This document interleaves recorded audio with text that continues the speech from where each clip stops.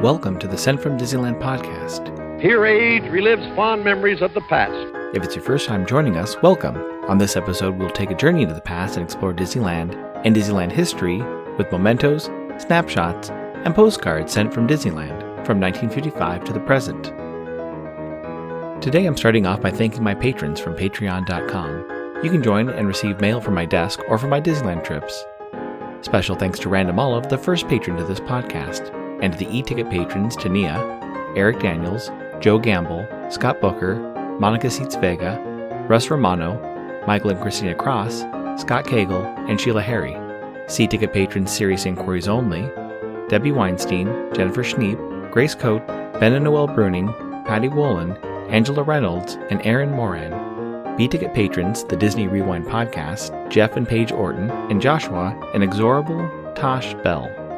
And the A-ticket patrons, Elise Sharp, Zealot Infinity, Alexis Robles, Maggie and Henry Byers, Angel DeBlois, and the All Aboard podcast. You can also sign up for my new newsletter for a chance to get some postcards delivered by the USPS to your mailbox. I am your host, your post-host Clocky, and today we have 2 postcards sent from Disneyland.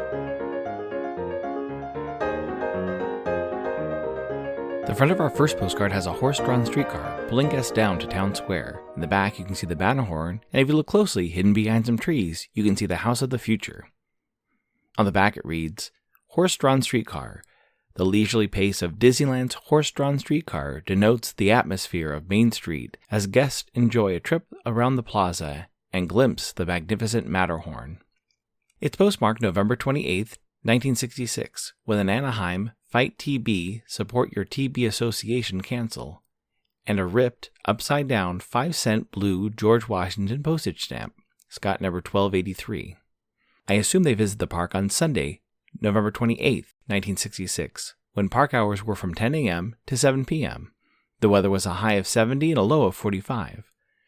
Park attendance that day was 13,148. It's addressed to a Mrs. Florence Halty of Mount Morris, Illinois. It reads, Fantastic. Wish you could see it. Regards, Beat Smid.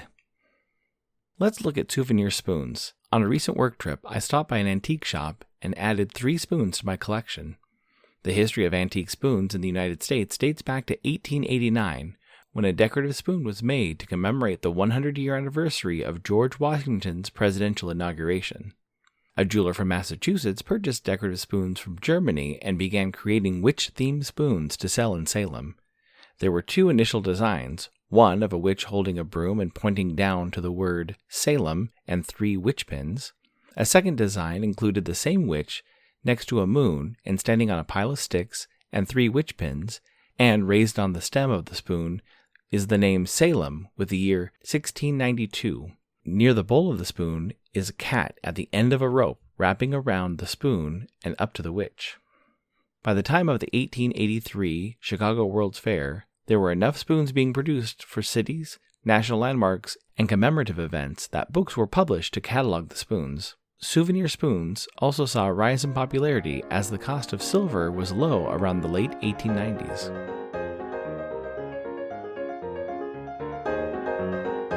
Do you know what's great to put on a special greeting card? Vintage stamps from Enfield Post. Be sure to check out the special Sunday sales at EP Sunday Sale on Instagram. It's a great way to add a little bit of flair to a birthday card, holiday card, or a postcard. That's EP Sunday Sale on Instagram, or you can head over to EnfieldPost.com and explore all the different vintage stamps you can use on your next card or letter. That's ENFIELDPOST on Instagram and EnfieldPost.com for your wedding and vintage postage needs. Enfield Post is the official postage stamp sponsor of the Sent from Disneyland podcast.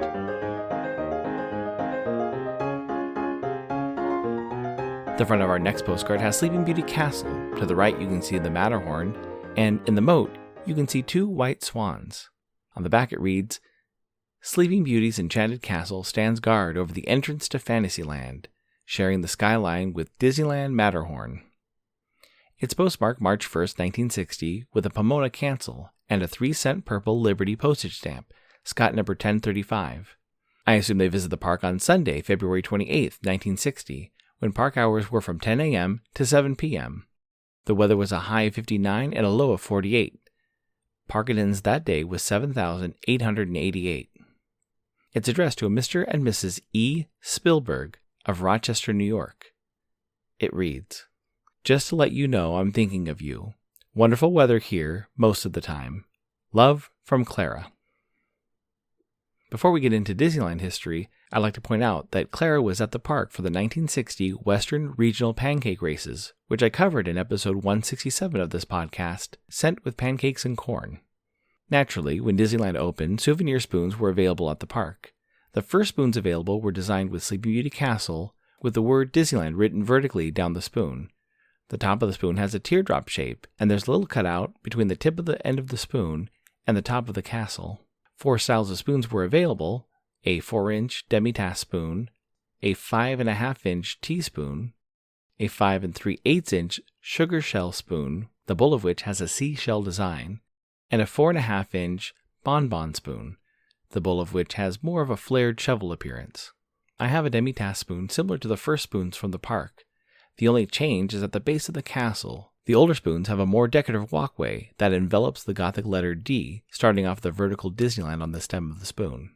Another spoon available in 1955 was a secondary design for the demi-tasse size spoon. This spoon had Sleeping Beauty Castle and Tinkerbell in red, white, and blue colors, and did not have Disneyland written on the stem, or a cutout like the other spoons.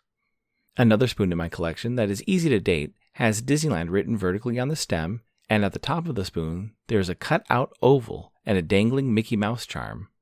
Looking at other spoons online, there was a similar spoon made for Walt Disney World, meaning that this spoon was likely made in the early 1970s. One of the spoons that I'm currently researching has a simple Sleeping Beauty Castle design with Disneyland written at the base and a decorative pattern down the stem. Another has an enamel shield of Sleeping Beauty Castle with Disneyland written above it and an oval pattern down the stem. Finally, my 2 newest spoons have a large, circular image of Sleeping Beauty Castle with Disneyland written above. The image is covered in resin, and on the back of the spoon there is a leaf attaching the bowl of the spoon to the stem, and on the back it reads, "Made in Australia, silver plated." These 2 spoons are likely from the 1980s. Looking at other spoons online, the last souvenir spoons made for Disneyland may have been available for sale in the early 2000s and have the words Disneyland Resort stamped on their bowls. Souvenir spoon collecting is an interesting hobby. I'll be curious on my travels to look for spoons at airports and tourist shops. I wonder if we'll ever see them return to Disneyland.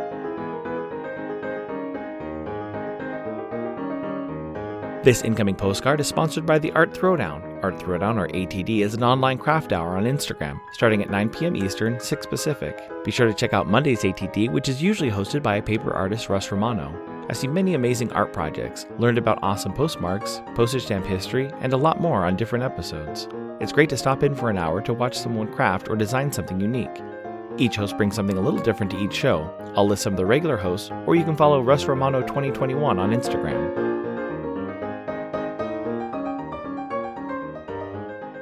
The front of my incoming postcard has a United States Post Office and courthouse. At the bottom of the flagpole in front of the courthouse is a sign reading Texarkana, with an image of Texas on one side and Arkansas on the other. On the back it reads, Postlandia. Texarkana's unique downtown post office was built directly on the Texas-Arkansas state line. It is the only federal building to lie in 2 states.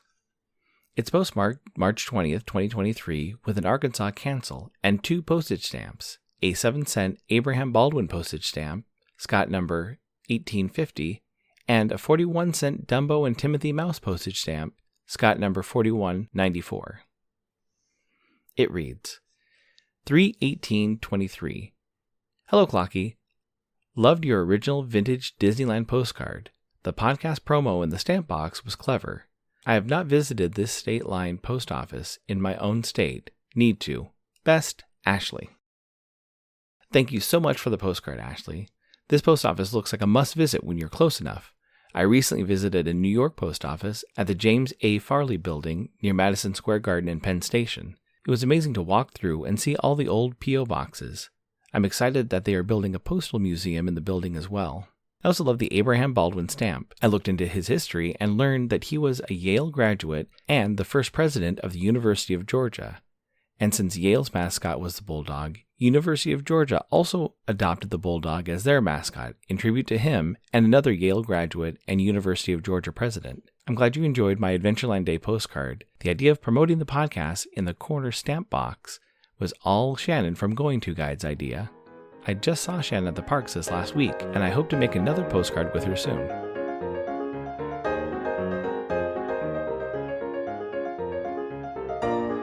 Thanks for listening to Sent from Disneyland. If you enjoyed this podcast, please subscribe and tell your friends. It would be awesome to share your favorite episode. There are over 100 episodes to choose from.